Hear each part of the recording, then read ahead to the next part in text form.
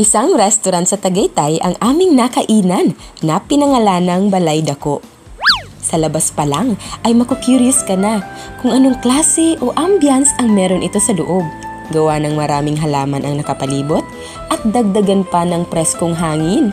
Tiyak na gugustuhin mong makabanding ng matagal-tagal ang iyong mahal sa buhay, kaibigan o kamiting sa ganitong klaseng lugar. Bandang alas 4 na ako napadpad sa lugar na ito. Timing na timing, wala pa masyadong tao at buwelong-buwelo ako kumuha ng litrato at ng video. At siya nga pala, pagkapasok ko, binigyan ako ng guard ng QR code para mas mapabilis ang pag-order at pagkuha ng upuan. Bali 2 QR code ang aking nascan. Ang isa ay for the table reservation at ang isa naman ay for the menu. Pagka-scan mo, makikita mo na ang lahat ng pagkain na meron sa kanilang menu.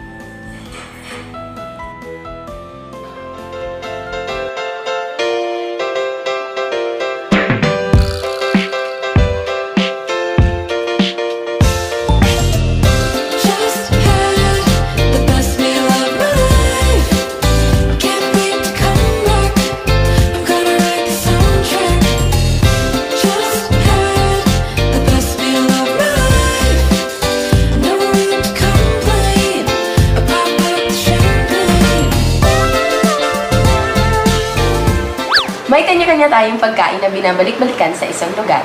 Kaya naman sa video na ito, gumawa ako ng isang one-dish meal na kung kagaya ko kayo na mahilig kumain o humigop ng sabaw, talaga namang magugustuhan niyo ito. Ito ay isang Iloilo dish na merong sangkap na hinahaluan ng pampaasim na batuan. Maliban sa masarap, napakabilis lamang gawin ang dish na ito. Matagal ko nang iniisip kung saan ako makakatikim nito at tamang-tamang pagpunta namin sa Balay Dako dahil nakita ko ito sa kanilang menu. Kaya naman isa ito sa aming in-order.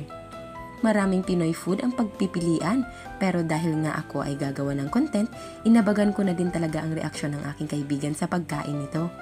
At base sa kanyang reaksyon, mukhang nagustuhan niya naman.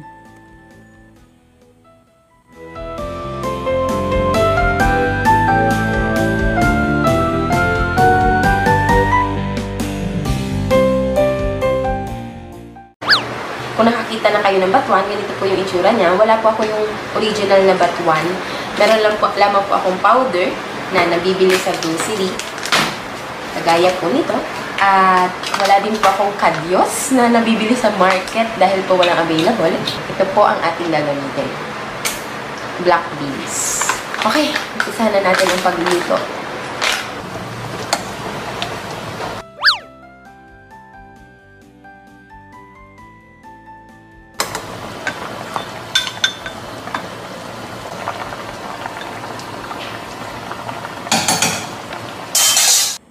Ang unang sikreto raw sa paggawa ng masarap na KBL ay ang pag-grill sa baboy. Pero in my case, pan frying ang aking ginawa. Ang pag-sear sa both side ng meat ay nakakatulong sa pag-retain ng juiciness. Ang ibig sabihin pala ng KBL ay kadyos, baboy at langka. Ang tubig na nakikita nyo ay galing sa pinaglutuan ko ng baboy kanina. Nilagyan ko lang ang kawali ng tubig at ito na rin ang gagamitin natin para sa sabaw ng KBL. Pan frying ang aking ginawa pero ang iba sinasuggest talaga nila ay grill. Pagkatapos nating mailagay ang baboy, isusunod natin ang langka. Napakabilis lamang gawin ang KBL. Lalagyan natin ng tanglad para sa aroma. Di ba nga napakabango nito pag kumukulo dahil sa tanglad? At meron din tayong black whole pepper. At ang ating isusunod na ilalagay ay ang asin. Pwede din kayong gumamit ng fish sauce o patis. At di nyo na ito masyadong kailangan bantayan. Mag-alarm lang kayo, pwede nyo itong iwanan at gumawa ng ibang bagay. At pagkatapos ng 45 minutes, i-check nyo ito. At isusunod nating ilagay ang batuan powder. Hindi lahat ng maasim ay ginagamitan ng sampalok. Pwede din ng batuan. At dahil gusto nating malaman kung saan nga ba tumutubo ang batuan, sinearch ko ito sa Google. Ang batuan daw is a wild tree about 15 to 20 meters tall that grows in the forests of the islands of Panay and Negros.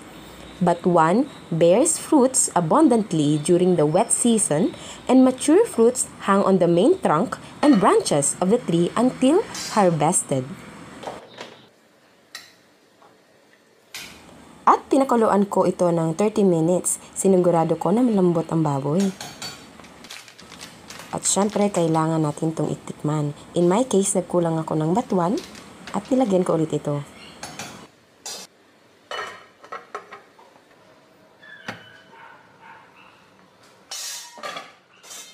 And after 1 hour and 15 minutes, ready na ang aming KBL.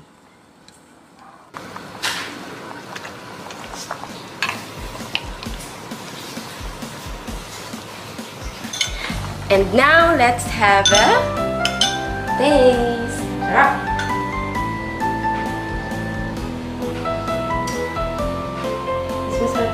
Deliciosa!